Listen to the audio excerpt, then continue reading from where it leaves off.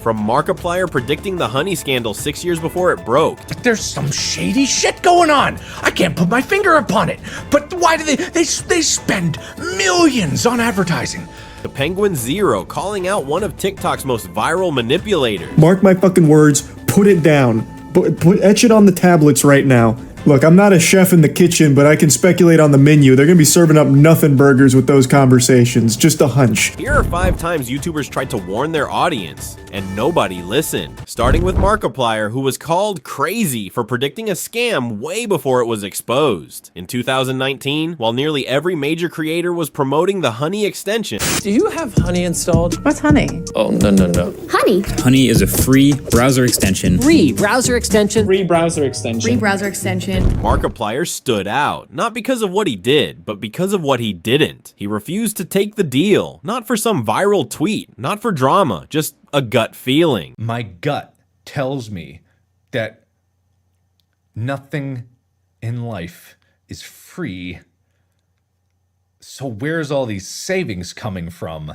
They push so much advertising. They push so much advertising on YouTube. They do brand deals with other YouTubers. I think they've even offered me, and I said no, because I just don't trust honey. At the time, honey was everywhere, marketed as the free tool that saves you money, but Mark wasn't buying it, literally. He called it early, even joking about a future scandal. I have a feeling there's gonna, in like a couple years, there's gonna be the great honey conspiracy of like 2022.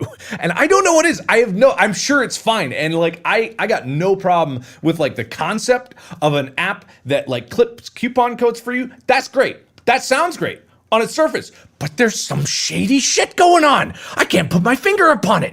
But why do they spend millions on advertising? And then people are getting money out of it, and then people are saving money out of it, and that makes sense, but the other part doesn't make sense, and then something's going on here. Where's all this money coming from?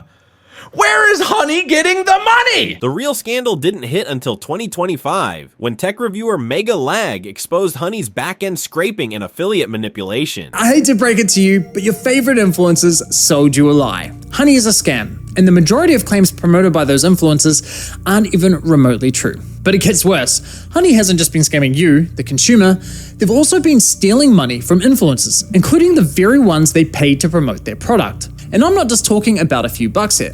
I believe the scam has likely cost content creators millions of dollars. Sound crazy? Well, I didn't believe it at first either, until I experienced it myself firsthand. In fact, I'm confident this might just be the biggest influencer scam of all time. While most creators were too deep into contracts to speak up, Mark stayed silent for the right reasons, until he was proven right. Speaking of my instincts being right, honey! I can't believe that. I can't believe it. Honey turned out to be a scam. I can't believe it. I can't believe it. I was right. I made that claim back in like 2020 or 2019, whatever that clip is from. I had no idea that it was as bad as it was. I just knew that it didn't feel right. I never took a honey deal because I didn't trust it. And holy shit, it was so much worse than I ever could have imagined. While Mark's prediction turned to be accurate, Charlie's prediction about meme star Hawk Tuah girl was on point. In mid-2024, Hailey Welch, better known as the Hawk Tuah girl, became an internet sensation thanks to a single viral clip. You gotta give him that Hawk Tuah and spit on that thing, you get me? Overnight, she was everywhere. Memes, fan edits, late night interviews. And like many who go viral fast, she decided to monetize the moment. She launched the Hawk Tuah podcast, quickly booking big guests, cross-promoting on TikTok, and riding the momentum. But while most of the internet tuned in out of curiosity, Charlie saw through the glitter. Look, I'm not a chef in the kitchen, but I can speculate on the menu. They're gonna be serving up nothing burgers with those conversations. Just a hunch. I get the impression that this is all driven by a firm. So what I'm imagining is all the guests are going to have like pre-approved questions that are okayed by the department that's going to be like really sterile, really safe, flipping that question about what's a move in bed that makes a girl go crazy. Like that all feels really, really fake. And just like that, the numbers backed him up. After a few strong episodes, views plummeted from millions to barely tens of thousands. It became clear that people came for the meme, not the media brands. In the end, the Hawk Tuah podcast and the viral empire all fell apart, not because of hate, but because they were hollow from the start. But this isn't the first time Coffeezilla exposed the influencer scam. At the peak of the crypto boom, Logan Paul launched CryptoZoo, a blockchain game with NFTs, breeding, hatching, and nothing that ever worked. So excited about this project. It's so fun. It's a really fun game that makes you money. But one man wasn't buying the hype. Coffeezilla, the internet's financial detective. Zilla traced the money, exposed the broken promises, and confronted Logan on camera. How much did you guys make from CryptoZoo? I lost around $50,000 in CryptoZoo. I lost $40,000. I lost around $15,000 US. I lost $25,000. $120,000. $500,000 Australian, which is $500,000 in CryptoZoo. Shut up! No, you haven't. Yeah, 500K. Oh no. It wasn't just an expose, it was a takedown. I'm going to show you the text message that said we can sell at these ascending market caps, and that it's not like I was trying to rug a project. It's like I put $250,000 into a project plus 6 months of time, and the founder never did anything he said he was going to do, and then hired a bunch of devs that didn't do what they were going to do. And every time I gave advice, the advice was I was told. So there was nothing illegal about that. Ethically, arguable. The rest that Logan did to me was ethically wrong and illegal. Logan tried to brush it off, tried to downplay it, but Coffee's investigation hit hard. Zilla is not a criminal. I called him, I apologized. My initial response to his series was that of fire, an ego flare, whatever it is, pride. I'm a fighter at heart, and I am personally committing 1,000 ETH to this, which is about $1.3 million right now for players who want to get out. While this isn't the only time YouTubers tried to expose other YouTubers. Do you like MrBeast? No. In September 2023, during a lie detector test on Tommy Innett's channel, Jacksepticeye was asked if he liked MrBeast. His response was a straightforward no, followed by a critique of MrBeast's impact on YouTube. Now, Jack, a completely unrelated question. Do you like MrBeast? No. Jack, do you think MrBeast ruined YouTube? Yes.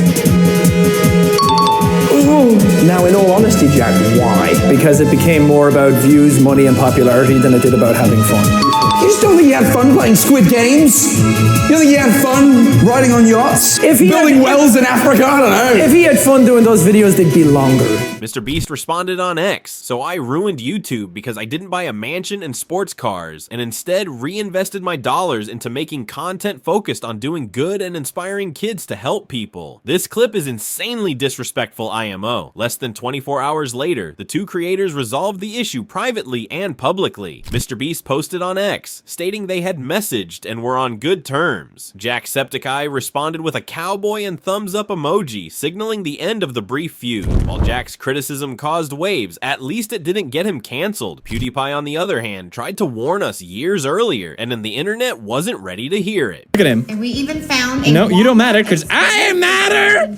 Shut the fuck up, Ryan! Back in 2017, PewDiePie stumbled upon a rising kids channel that was suddenly pulling in tens of millions of views. Ryan's World. On the surface, it looked innocent. A young kid reviewing toys with his parents. But to PewDiePie, something felt off. The energy felt forced. The cuts were weird. And most importantly, the engagement didn't match. You see what I'm getting at here? Have you ever seen a video with 11 million views and 9,000 likes?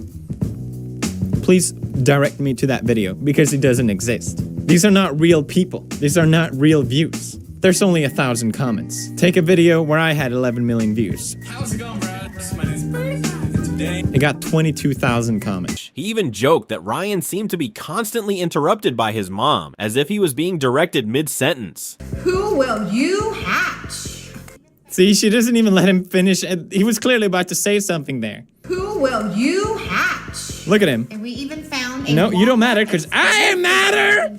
Shut the fuck up, Ryan! At the time, people accused Pewds of being bitter, jealous, or overreacting. But years later, the truth came out. Investigations uncovered that Ryan's content was heavily scripted, edited by adults, and managed by a multi-million-dollar brand. Critics accused his parents of exploiting his fame, Ever feel any blurring the pressure? line between entertainment and child labor. Not a lot. Not usually.